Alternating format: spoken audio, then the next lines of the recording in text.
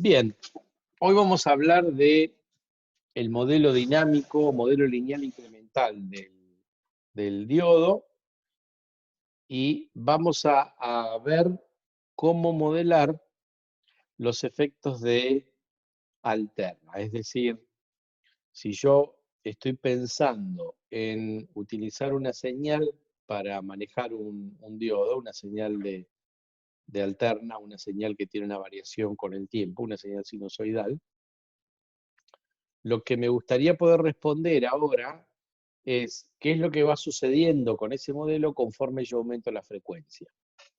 En la clase anterior lo que vimos fue el modelo de lineal incremental, ¿sí? Vimos que al diodo, cuando lo poníamos en DC,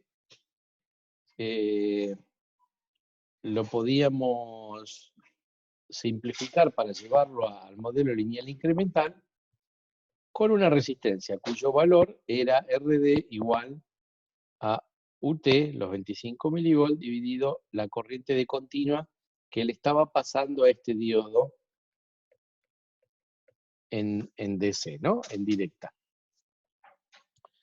Entonces, está claro, vamos a repetirlo por las dudas, que para la parte de la izquierda, esto es DC y esto es pequeña señal. Entonces, al modelo de la izquierda yo le voy a aplicar una fuente de tensión con una resistencia eventualmente para fijarle el punto de operación, corriente del diodo y tensión del diodo en directa. Y una vez que hice eso y cuando lo voy a aplicar el generador de señal, el de la derecha lo utilizo con el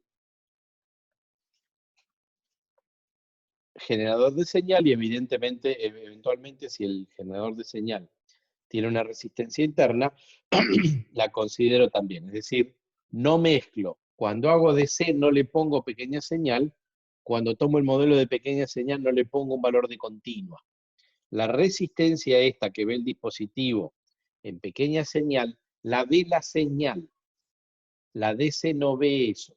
La DC ve a la curva del diodo. ¿Sí? La pequeña señal, la sinusoidal sin valor de continua, es la que ve a esta RD. ¿Sí?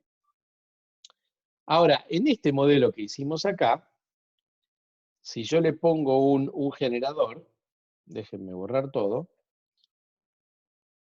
yo pongo un generador y le pongo una resistencia, esta podría ser la resistencia del generador, y acá tengo la resistencia dinámica del diodo. ¿Sí?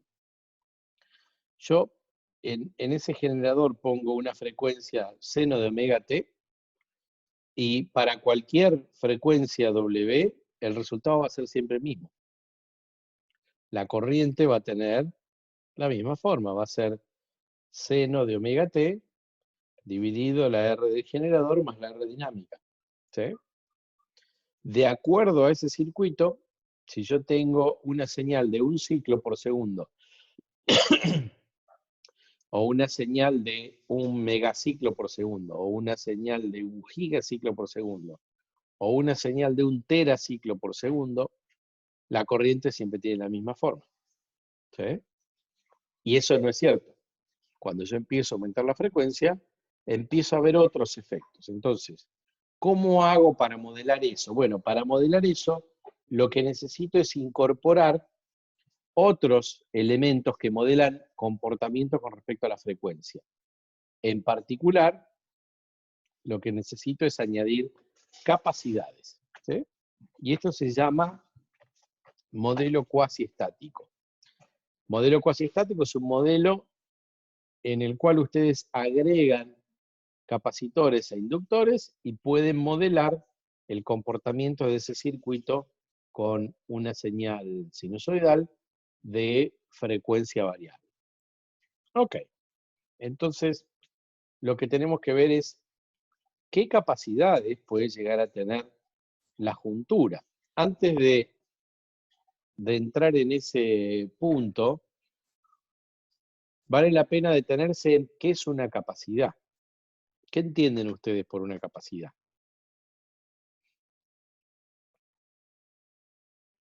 Es pregunta esto, así que tienen que responder. ¿Cómo varía la carga en función del voltaje? Un elemento Ok. capaz de almacenar cargas. No, me gusta más la primera. Me gusta más la primera. La evidencia de capacidad es esto.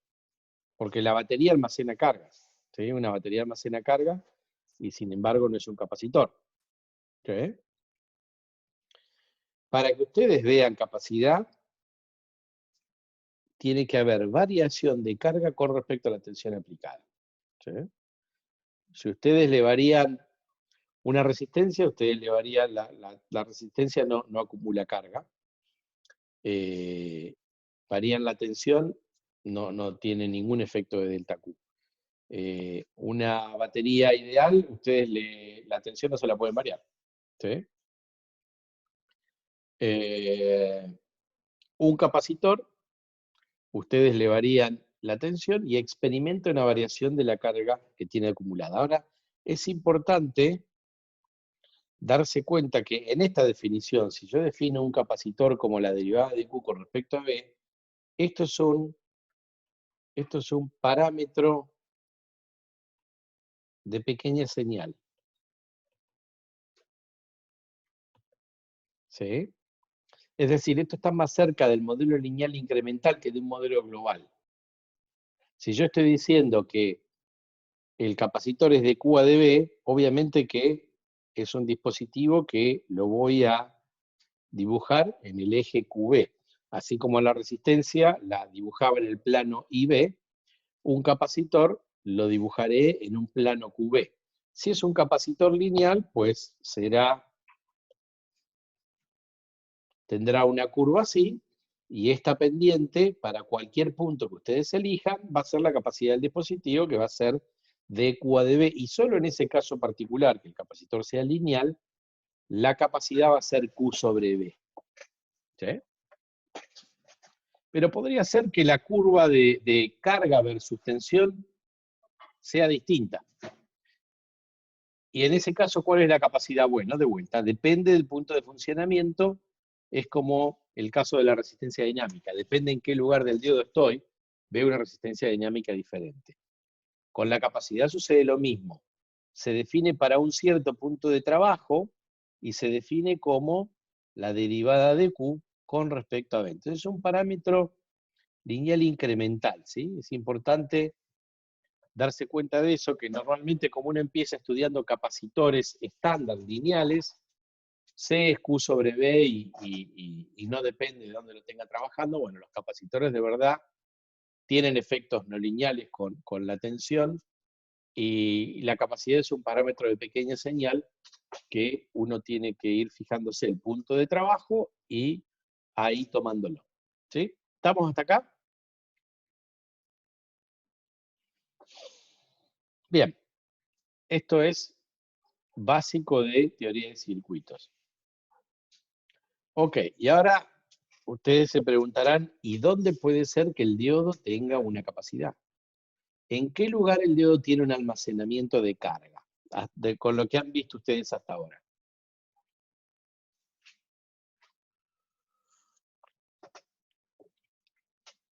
La zona de vaciamiento, capaz.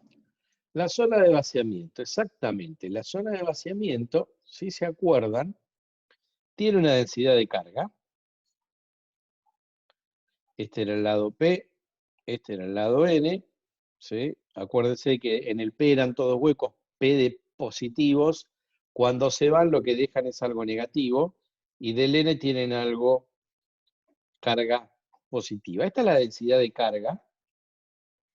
¿Y qué pasaba? Si yo aumentaba, si tenía el diodo en cortocircuito, yo tenía esta distribución de carga que me producía un potencial phi B, ¿sí? Si yo le aumentaba el potencial en directa, lo que lograba era que estas zonas de vaciamiento se hicieran más chicas, ¿sí? Y si le ponía un potencial en inversa, lo que lograba era que esta zona de vaciamiento se hiciera más grande. Entonces, fíjense que si yo hago un delta B, ya sea positivo o negativo, me está cambiando el delta Q. Entonces, ese delta Q sobre delta B me va a producir una capacidad efectivamente. Vamos a ver que es distinto lo que sucede en inversa que lo que sucede en directa, pero en ambos casos esa variación de carga es un efecto capacitivo.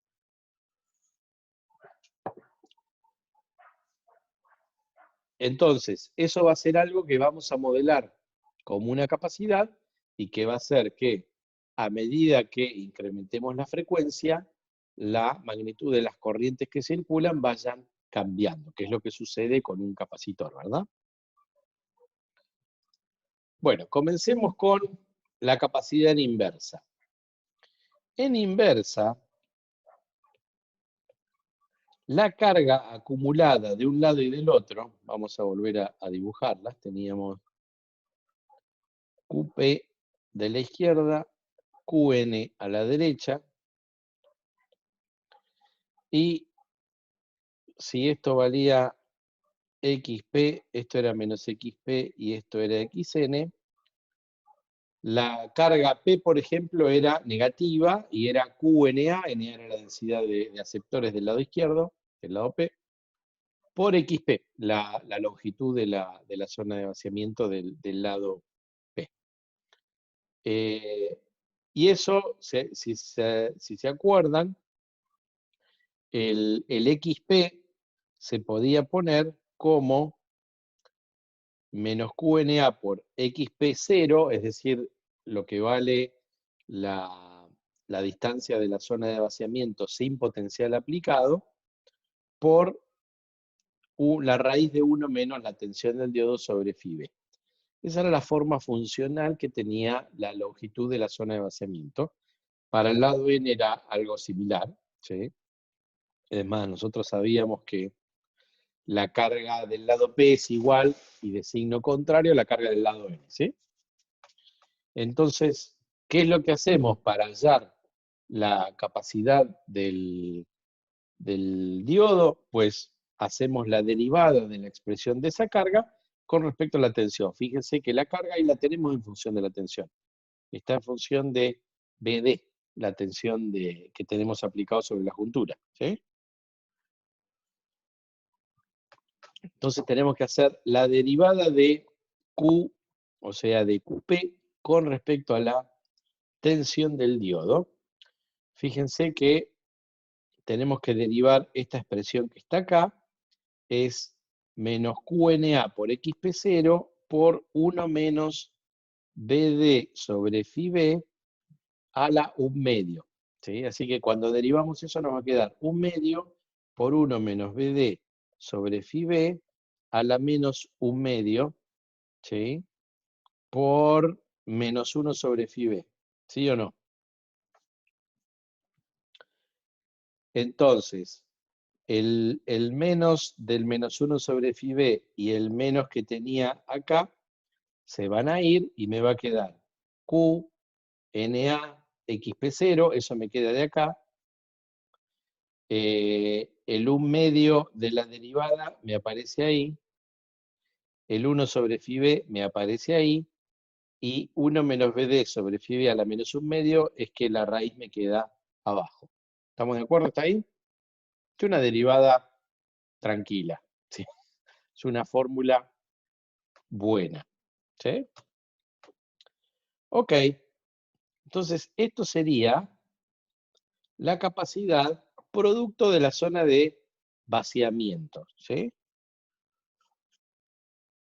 Fíjense que a este factor que está acá le vamos a llamar CJ0.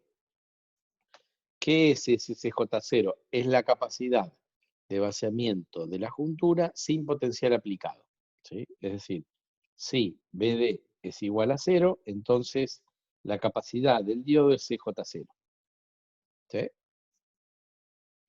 Y después a eso lo tengo que multiplicar por 1 sobre la raíz de 1 menos BD sobre φB. ¿Sí? Pedro, pregunta ahí. Sí. BD es de... ¿Serían los dos mayúsculas o es el BD del diodo?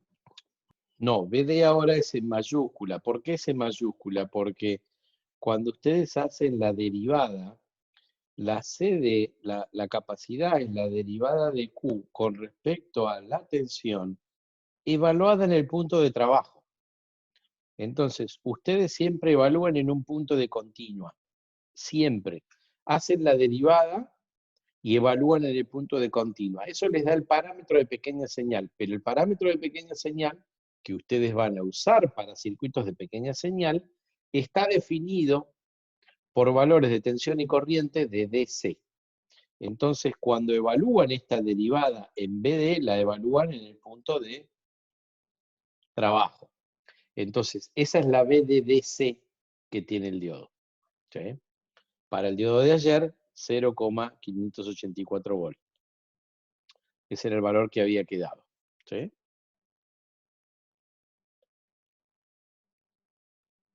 ¿Está? Sí, sí. Bien. Entonces, veamos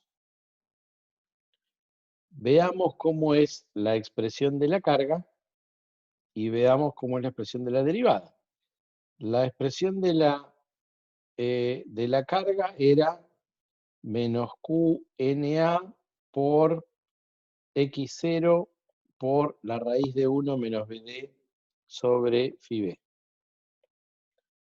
Entonces vale en 0, fíjense que vale QNA por menos QNA por X en 0, este valor de ahí. ¿Y después qué va haciendo eso? Bueno, lo estoy multiplicando por la raíz de 1 menos BD sobre phi B. BD es negativo en este caso, con lo cual la raíz se está agrandando, pero como tiene signo negativo, se está haciendo más negativo. Esta es la presión de la carga, ¿sí? Fíjense que es carga menor a 0. Cuanto más tensión en inversa le pongo, más se agrandan las zonas de vaciamiento y más carga tengo, ¿sí?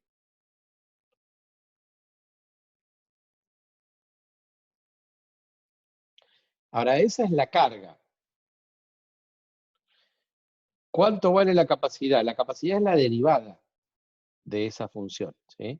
Y esa función, fíjense que es una función que va creciendo con respecto a la tensión, con lo cual la capacidad acá es mayor a 0.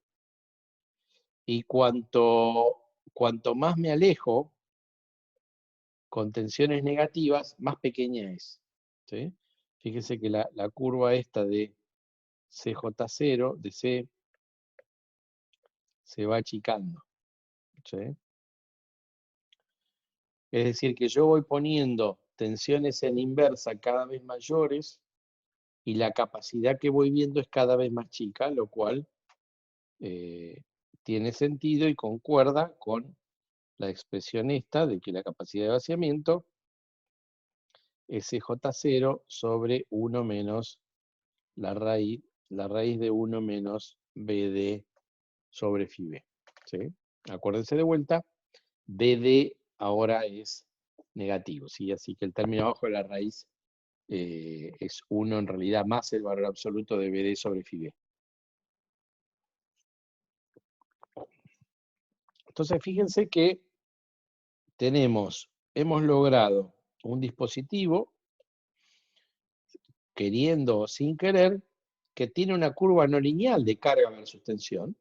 Fíjense que cuanto más negativo hago la tensión del diodo, más carga tengo, ¿sí? Ahora, también es cierto que cuanto más negativa la tensión del diodo, esa carga crece menos, porque la raíz cuadrada se va frenando, ¿sí? Fíjense cómo va la curva acá.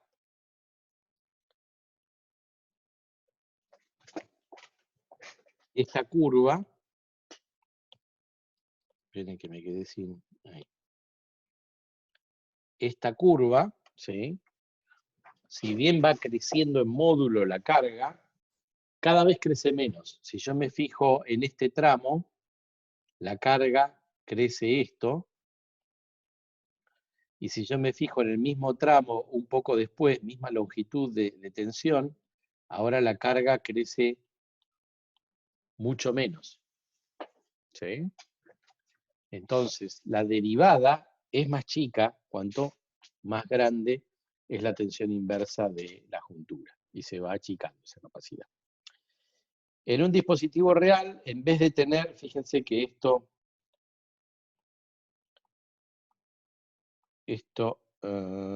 rojo es 1 menos BD sobre phi B a la 1 medio. En un dispositivo real, el coeficiente S puede desviarse un poco de 1 medio, dependiendo de la forma de la juntura, el régimen de corriente, y es un parámetro que los fabricantes del diodo le van a dar. ¿Sí? Es el numerito M y este numerito phi B, esos son los dos parámetros típicos, y el CJ0, que les va a dar el fabricante de un diodo y que ustedes van a poder poner en SPICE para simularlo. ¿Sí?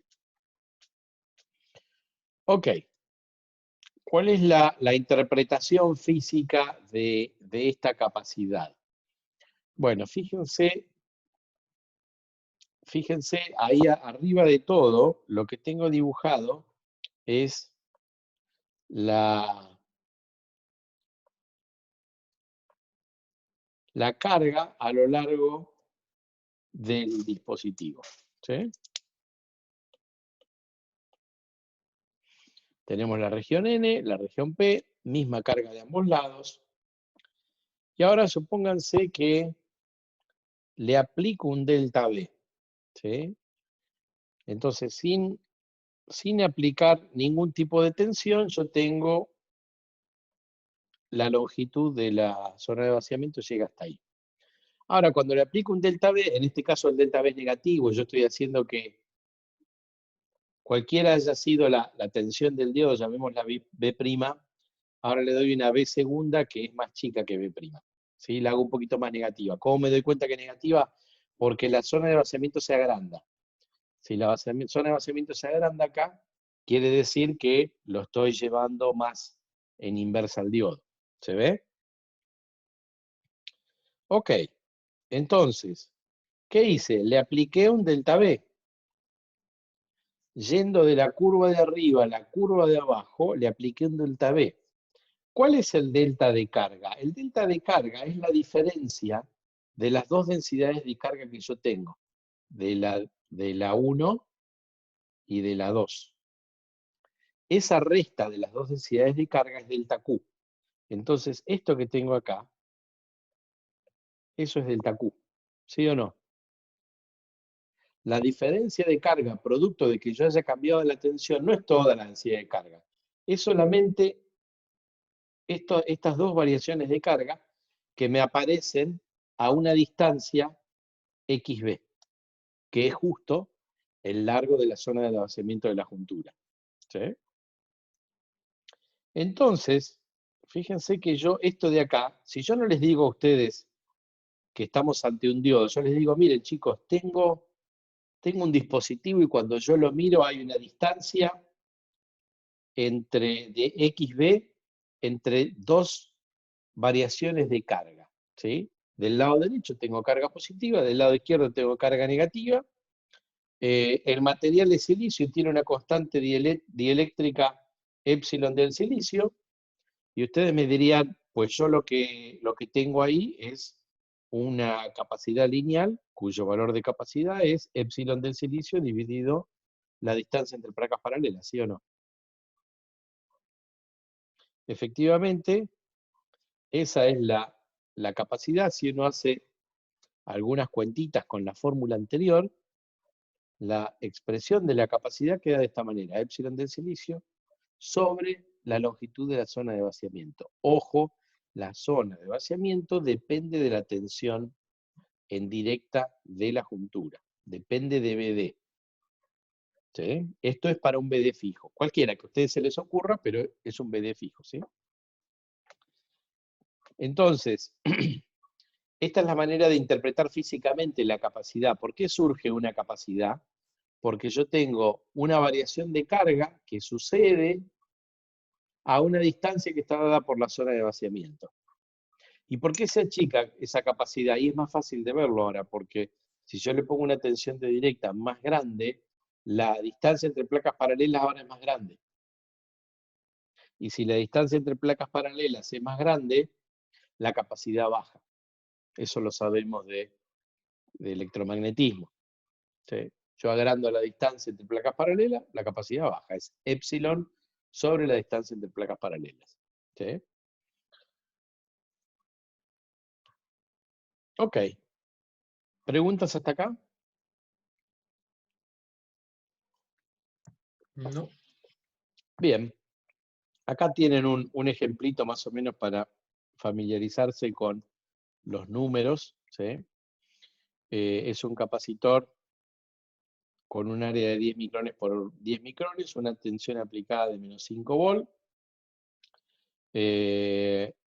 Esto es de un ejemplo que vimos en una de las transparencias anteriores. No me acuerdo cuánto era NA y ND, pero debe estar acá. Fíjense que la fórmula esta es menos QNA, NA es 10 a la 15, por X, XP. Este es el ejemplo que hicimos con MATLAB hace un par de clases, ¿se acuerdan? 88 micrones era la longitud de la zona de vaciamiento. Y eso les da 10,73 nanofaradios por centímetro cuadrado. Eso es CJ0, son capacidades chicas, ¿sí? Eso es CJ0. Si yo después le pongo una tensión en inversa, pues la capacidad la tengo que, acá este CJ0 no va, la capacidad la tengo que obtener como CJ0 por el factor que es 1 sobre 1 menos la tensión del diodo sobre Φ. ¿Sí? Si Φ para este caso eran 660 milivolt, tengo una tensión de 5 volt, fíjense que al CJ0, que era de 10,73 nanofaradios por centímetro cuadrado, lo voy a afectar producto de la tensión en inversa que le estoy aplicando por 0,3415, con lo cual me quedan cerca de 3,66 nanofaradios por centímetro cuadrado. Si el diodo tiene 10 micrones por 10 micrones, esto me da 3,66 femtofaradios de capacidad en inversa. ¿Sí? Este es un ejemplo como para que ustedes tengan los valores, algunos valores de ejemplo. Bueno, vamos a parar acá.